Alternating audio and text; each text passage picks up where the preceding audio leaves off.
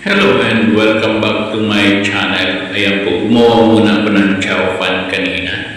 Chinese chow fan, then prito ako ng egg at ayan, galunggong. Tapos nagbalat ako ng lagkita na avocado. So, yan po ang aking breakfast for today. So, ginawa ko yan kaninang umaga pa. Ayan, so nakikita nyo, kinausap ko lang. Pero siyempre hindi mawawala ang kape. Brewed coffee na may powdered milk.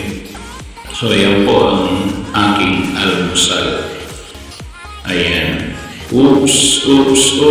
Teka. Pray muna tayo. Huwag kakalimutan manalangin. Palagi yan, araw-araw ganun.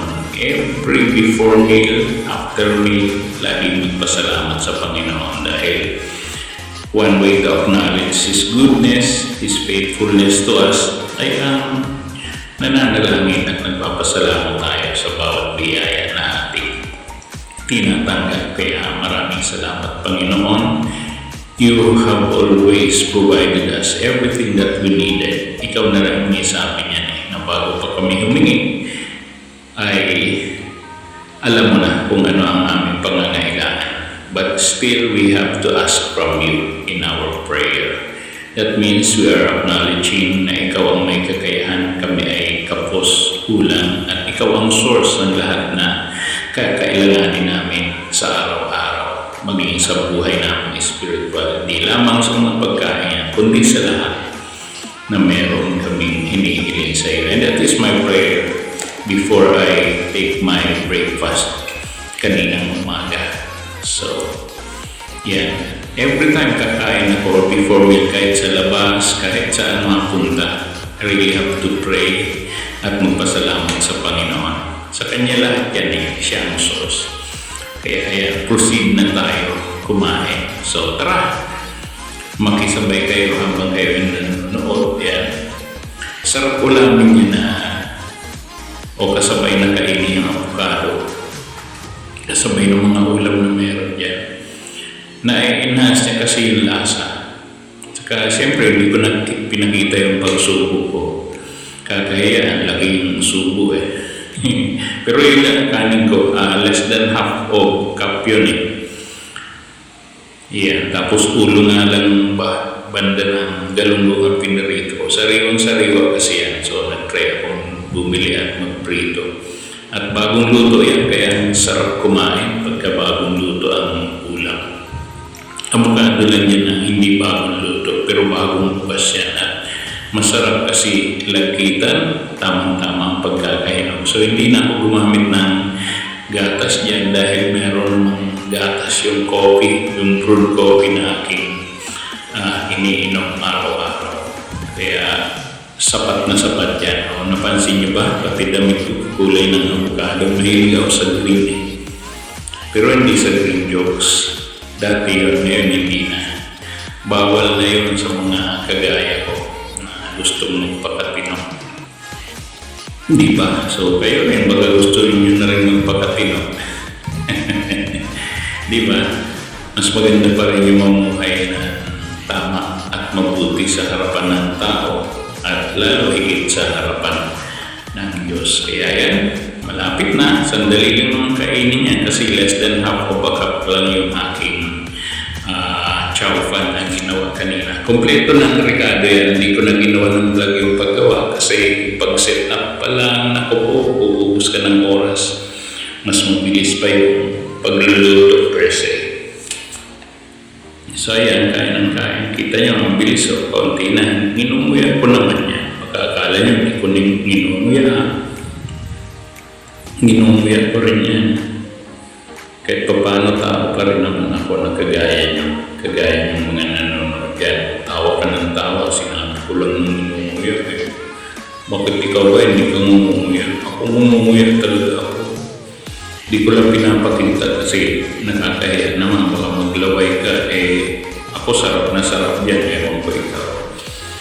Tinakpan ko na tuloy ng tasa yung aking pinakain baka makita niyo pa kasi pero kaya ka nga nag-upload ng video di ba para ipakita pero anyway, in-highlight ko lang yung tasa na gamit ko. Lumang-luma na yan. Medyo bata pa ako dyan. Pinagamit ko na yan.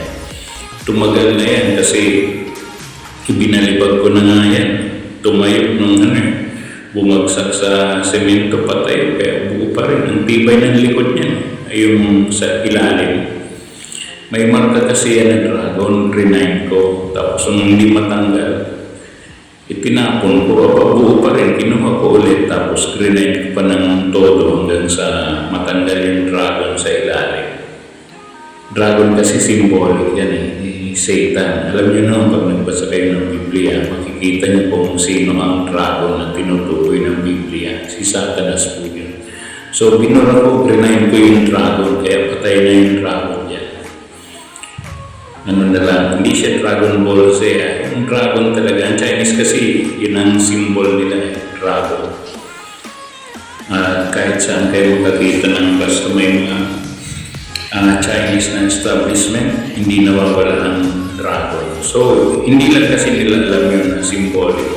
Ayan, tapos na pala yung aking kinakain na chow pan, yung egg at yung fish. Yan na lang natira na kaunting avocado plus yung coffee na aking iniinom. Nakita niyo yung blue, yun po yung aking water jug na 1 liter ang laman niya. Sandali ko lang po siya, mahilig ako uminom ng tubig after na kumain, kahit napakunti-kunti. Kaya naubos ko na lang yung avocado. Sarap niya. Manilaw-nilaw, ibig sabihin lakitan talaga. Ganyan. Evergreen din yun avocado. Kulay green ang balat niya.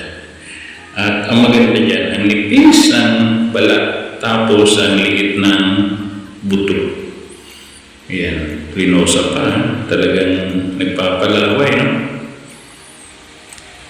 Wala namang nausok, nagpapalaway. Ayan, huling subo sa almusal. Pinakita pa ang kulit naman ito. Kakain lang, gusto pa nakikita. So anyway, ayan na yung mukha ko na. Di ba? Nakangiti na tapos na kumain di ba? Ayan, kita mo kung ano epekto pag kumain ka ng avocado. Nagiging ganyan ang behavior, di ba? Sabi ang nakakaloko dyan. Ayan po yan. Evergreen yan. Green po ang balat niya. Ang kapal, di ba? So, ayan. Thank you for watching. Maraming salamat po sa inyong lahat ng mga nakapanood. Salamat na nakarating kayo hanggang dulo ng aking video. God bless you po at ingat kayo palagi. Iyon.